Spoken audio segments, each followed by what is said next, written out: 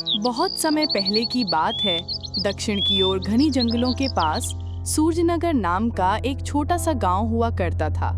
उसी गांव में राजन नाम का एक मछुआरा अपनी पत्नी सौम्या के साथ एक टूटी फूटी झोपड़ी में रहता था।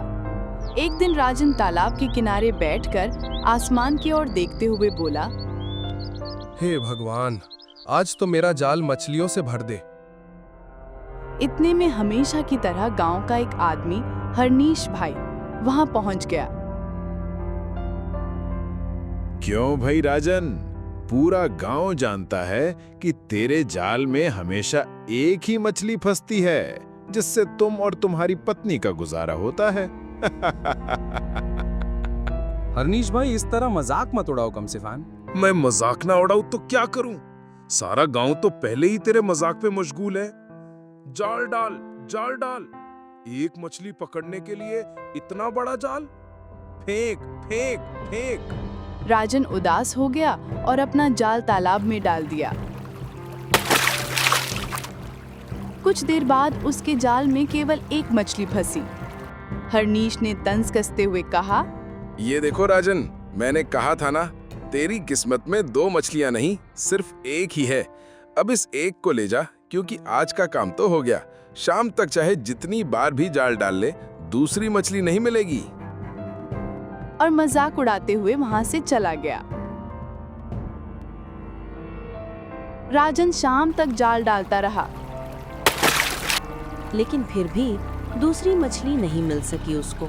थक कर वो वापस झोंपड़ी गया और वही एक मछली सौम्या को दी और देते हुए बोला, आज भी सिर्फ एक ही मछली जाल में फंसी है सौम्या। लगता है मेरी किस्मत तुम्हारे से शादी करके ही खराब हो गई है। कैसे मछुआरे हो तुम?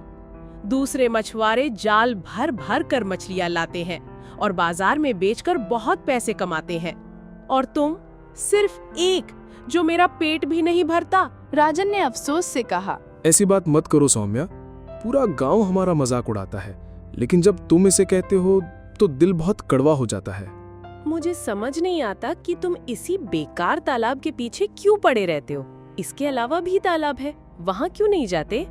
सौम्या, बाकी सारे तालाब या तो राजा के खजाने का हिस्सा है या जंगल के पास हैं, जो बहुत खतरनाक हैं। अब मैं क्या करूं? मुझे इससे कोई मतलब नहीं। तुम्हें जैसे भी हो ढेर सारी मछलियां पकड़कर लानी होंगी, वरना जो अक्सर मर्द करते हैं वो मुझे करना पड़ेगा। लेकिन ये पहला मौका होगा जब एक औरत अपने मर्द को छोड़कर किसी दूसरे मर्द के साथ चली जाएगी। ये कहकर सौम्या उठी और नाराज होकर वहां से चली गई। राजन बेइज्जत महसूस करता हुआ घर से बाहर निकल गया।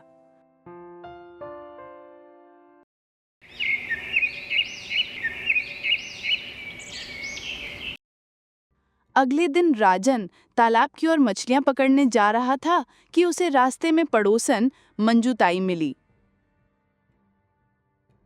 अरे राजन, कल फिर तुम्हारे घर से झगड़े की आवाज आ रही थी।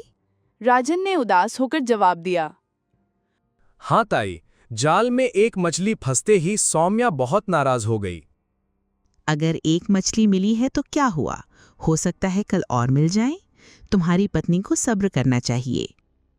ताई, मैंने बहुत समझाया, लेकिन सौम्या मानने को तैयार ही नहीं है। अब तो कहती है कि अगर हालात नहीं बदले तो वो मुझे छोड़ देगी। हाय हाय, कैसी बेशरम पत्नी है जो अपने पति को छोड़ने की धमकी दे रही है।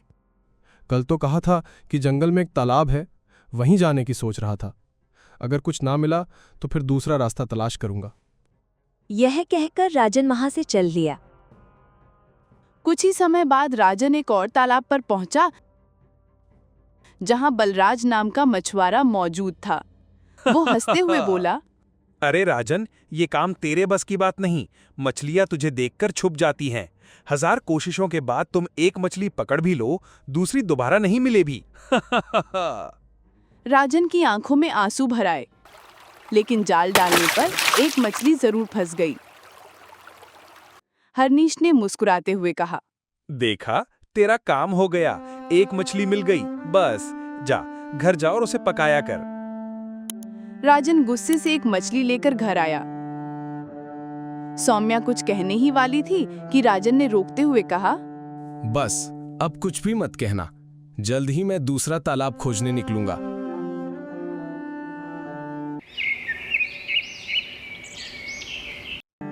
अगले दिन सौम्या ने जिद से कहा, उत्तर की तरफ जंगल में एक तालाब है, सुना है वो शापित है, लेकिन तुम जाओ। राजन घबरा गया। अरे वहाँ तो भूत प्रेत का अड्डा बताया जाता है। ये सब बकवास है। किस्मत बदलनी है तो खतरा उठाना पड़ेगा। वहाँ ढेर सारी मछलियाँ होंगी और कोई दूसरा नहीं जाएगा। राजन ने डरते हुए पूछा, और अगर कुछ हो जाए तो? मुझे कोई फर्क नहीं पड़ता, मुझे बस पैसा चाहिए, चाहे तुम्हें कुछ भी हो जाए। राजन दिल पर पत्थर रखकर उस अजीब तालाब की ओर गया। वहां एक डरावना सन्नाटा था, सूखे पेड़, झुके हुए मंडप। उसने हिम्मत करके जाल डाला और थोड़ी देर बाद उसमें एक चमचमाती मछली फंस गई। उसने उसे डलिया में रखकर घर लाया। वो मछली चमक रही थी और उसने एक सोने का अंडा दिया। राजन खुशी से घर पहुंचा और सौम्या को दिखाया। सौम्या की आंखों में लालच चमकने लगा। क्या बात है! एक मछली खाने के लिए, एक बेचने के लिए। अगर रोज यही होता रहे तो हमारे पास सैकड़ों अंडे होंगे। इसके बाद राजन हर रोज उसी तालाब पर जाने लगा। हर बार वही मछली आती और हमेशा एक सोने का अंडा देती। कुछ ही दिनों में राजन और सौम्या की जिंदगी पूरी तरह बदल गई। झोपड़ी की जगह हवेली, नौकर चाकर, समाज में इज्जत, सब कुछ मिल गया। लेकिन दौलत के साथ साथ सौम्या के दिल में घमंड और लालच भी बढ़ने लगा।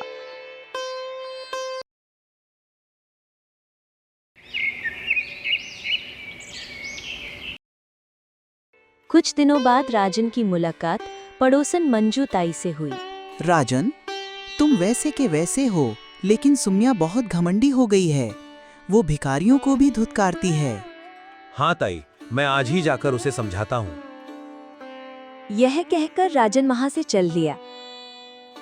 राजन ने सौम्या को समझाने की कोशिश की। देखो सौम्या, अब हमारे पास काफी दौलत है। मुझे लगता है हमें मछली पकड़ने से पानी निकालकर कोई कारोबार शुरू कर लेना चाहिए। तुम पागल हो गए हो क्या? वो तालाब कभी भी नहीं छोड़ूंगा। बल्कि मेरे कहने पर तालाब का सारा पानी सुखा दो और सारी मछलियां निकाल लो। एक ही बार सारे अंडे मिल जाएंगे। ये मूर्खता है सौम्या। ये तालाब जादुई है, इसकी बेअदबी से नुकसान हो सकता है। सौम्या जिद करती रही और धमकी दी। अगर तुमने मेरी बात ना मानी तो मैं मर जाऊंगी। आखिरकार राजन मजबूर हो गया। उसने 2 नौकर बुलाए और तालाब का पानी सुखाना शुरू कर दिया। दिन भर की मेहनत के बाद तालाब सूख गया, लेकिन वहां कोई मछली नहीं थी। सिर्फ कीचड़, बदबू और एक सुरंग से निकलता काला धुआं था। नौकर डरकर भाग गए। घर आकर राजन ने सारी बात सौम्या को बताई।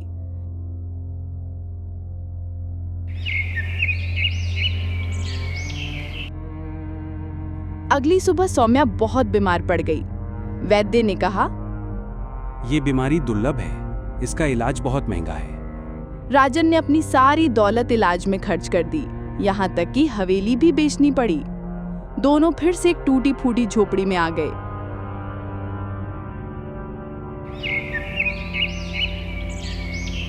कुछ दिनों बाद सौम्या थोड़ी ठीक हुई। राजन फिर तालाब गया और पहले की तरह बस एक ही मछली मिली।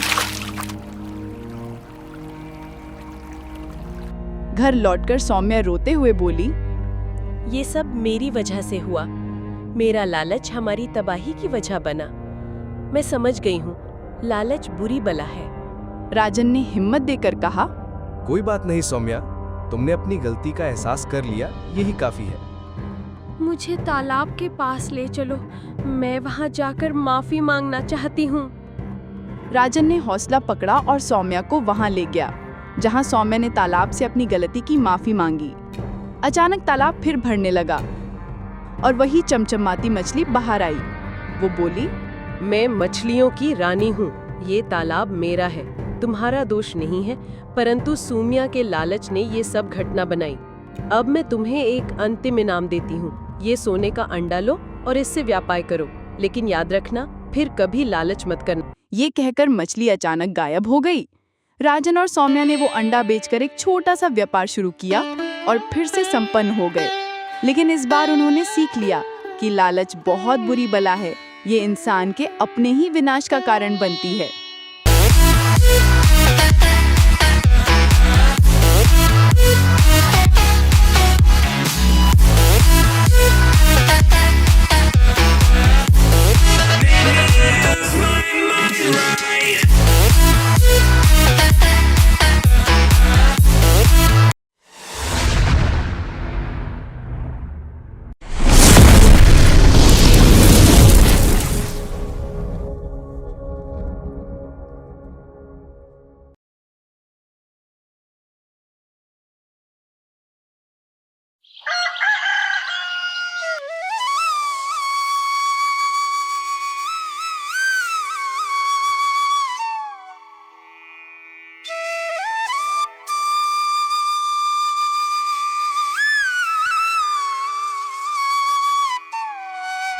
पाकिस्तान के एक छोटे से गांव नूरपुर में अहमद नाम का एक गरीब नौजवान रहता था।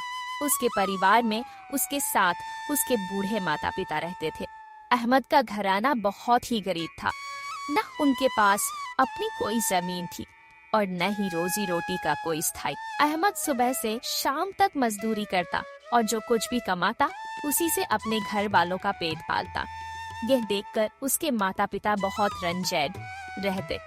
अहमद की माँ फातिमा बीबी अक्सर कहती, हाय, हमारे पास ना जमीन है ना मकान। हमारा बेटा दिन भर दूसरों के खेतों में काम करता है और उसके बदले भी उससे बहुत कम मजदूरी मिलती है। हम दोनों अपने बेटे पर बोझ बने हुए हैं। परेशान मत हो फातिमा, हमारा बेटा मेहनती है, अल्लाह सब देख रहा है। अहमद ने कभी किसी का बुरा नहीं किया, वो ईमानदारी से काम करता है। बचपन से मुसीबतें झेल रहा है मगर कभी हिम्मत नहीं हारी। एक दिन आएगा जब हमारा बेटा खुशहाल होगा और हमारी सारी परेशानियां खत्म हो जाएंगी। अहमद हमेशा सोचता कि हालांकि आज किस्मत उसका साथ नहीं दे रही, लेकिन अगर वह मेहनत जारी रखे तो एक दिन नसीब भी उसका साथ देगा। एक दिन अहमद गांव के बड़े जमींदार हाजी रहमत अली के खेत पर काम कर रहा था। हाजी साहब एक पेड़ के नीचे बैठे थे और बहुत उदास नजर आ रहे थे। अहमद फौरन उनके पास गया और बोला, हाजी साहब, आप बहुत परेशान लग रहे हैं, क्या बात है? क्या मैं किसी तरह मदद कर सकता हूँ? यह सुनकर हाजी साहब कुछ गुस्से में बोले, अरे अहमद, तुम मेरी मदद करोगे? पहले अपनी मदद कर लो। अगर तुम किसी की मदद करने के काबिल होते तो आज 2 वक्त की रोटी के लिए मेरे खेत में काम न कर रहे होते। हाजी साहब, ये सब वक्त का खेल है। किस्मत अभी मेरे साथ नहीं है, लेकिन अगर मैं मेहनत और ईमानदारी से काम करता रहूंगा तो किस्मत एक दिन बदल ही जाएगी। मेहनत और सब्र से नसीब के दरवाजे खुलने में वक्त लग सकता है, मगर मेहनत कभी बेकार नहीं जाती। अहमद की ये बात सुनकर हाजी रहमत अली के चेहरे पर हल्की सी मुस्कान आ गई। अहमद, तुम्हारे ख्यालात तो कमाल के हैं। इतनी मुश्किलों में भी तुम खुश होकर जिंदगी गुजार रहे हो। ये सब मेरे वालिद की तालीम है। वो हमेशा कहते थे, बेटा, जिंदगी मौसम की तरह है। कभी धूप की तरह खुशी आती है, कभी सर्दी की तरह मुश्किल वक्त और कभी बारिश की तरह परेशानियां, मगर हर मौसम गुजर जाता है। बस सब्र और हिम्मत जरूरी है। अहमद, असल में मैं बहुत बड़ी मुश्किल में हूँ। हमारे खानदान की एक पुश्तों से चली आ रही जमीन थी जिस पर मेरा और मेरे भाई का हक था, लेकिन गांव के ही अकबर खान और उसके बेटे शफीक खान ने उस पर कब्जा कर लिया है। बड़े बड़े गांव वाले भी उनके साथ हैं। मैं चाह कर भी कुछ नहीं कर पा रहा हूँ। हाजी साहब, अगर आप कानून का सहारा भी लें तो उनका कुछ नहीं बिगाड़ पाएंगे। हाजी साहब ने आखिरी, हाँ अहमद, यही सोचकर परेशान हूँ। तुम ही कोई रास्ता बताओ। अहमद ने कुछ देर सोचकर कहा, हाजी साहब, फिक्र मत करें, हर मुश्किल का हल होता है। मेरे पास एक तरकीब है जिससे आप अपनी जमीन वापस ले सकते हैं। जल्दी बताओ अहमद। अहमद ने कान में पूरी तरकीब बताई। सुनकर हाजी साहब खुश हो गए। वाह अहमद, तुम तो बहुत बुद्धिमान हो।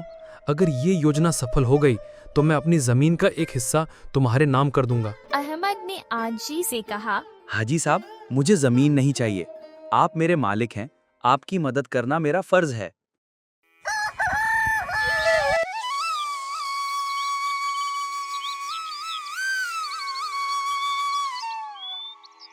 अगले दिन अहमद सीधे अकबर खान और शफीक खान के पास पहुंचा।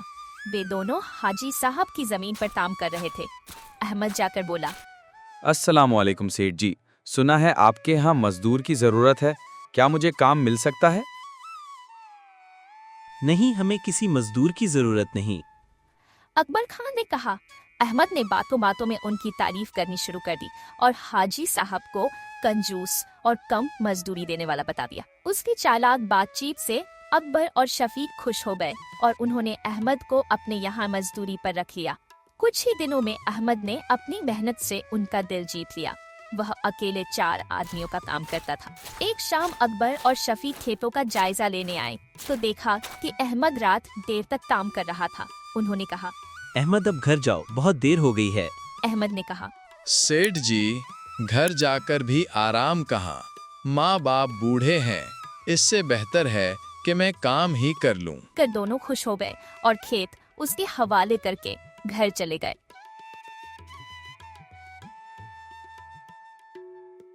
अगली सुबह जब वे वापस आए तो देखा कि खेत में पुलिस खड़ी थी। थानेदार ने कुछ कहा। ये जमीन तुम्हारी है?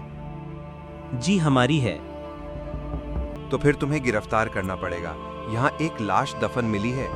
तो अकबर और शफीक के होश उड़ गए। वे कस्में खाने लगे कि उन्हें कुछ भी पता नहीं है, लेकिन पुलिस मानने को तैयार नहीं थी। तभी वहाँ अहमद आता है। अकबर और शफीक अहमद से कहने लगे, कोई तरकीब बताओ वरना हम जेल जाएंगे। बस पुलिस से कह दो कि ये जमीन हाजी रहमत अली की है। उन्होंने वैसा ही किया जैसा उन्होंने कहा था। पुलिस ने हाजी साहब को बुलाया और वे गांव के नंबरदार को भी साथ ले आए। हाजी साहब मुस्कुराकर बोले, ये तो नकली ढांचा है, मैं और अहमद ने ये योजना बनाई थी ताकि तुम्हारा इकरार निकलवा सके। अकबर और शफीक के पैरों तले जमीन खिसक गई। वे माफी मांगने लगे। हमें माफ कर दो। हाजी साहब ने कहा, मैं तुम्हें माफ करता हूँ, मगर आगे कभी लालच मत करना। हाजी साहब ने जमीन वापस ले ली और वादे के अनुसार अहमद को एक हिस्सा दे दिया। अहमद, आज से ये जमीन तुम्हारी है। अहमद ने कहा, अल्लाह का शुक्र है, आपकी दुआओं और मेरी मेहनत से मेरी किस्मत बदल गई। इस तरह अहमद ने अपनी और मेहनत से हाजी रहमत अली को जमीन वापस दिलाई, चोरों को सबक सिखाया और खुद भी जमीन का मालिक बन गया।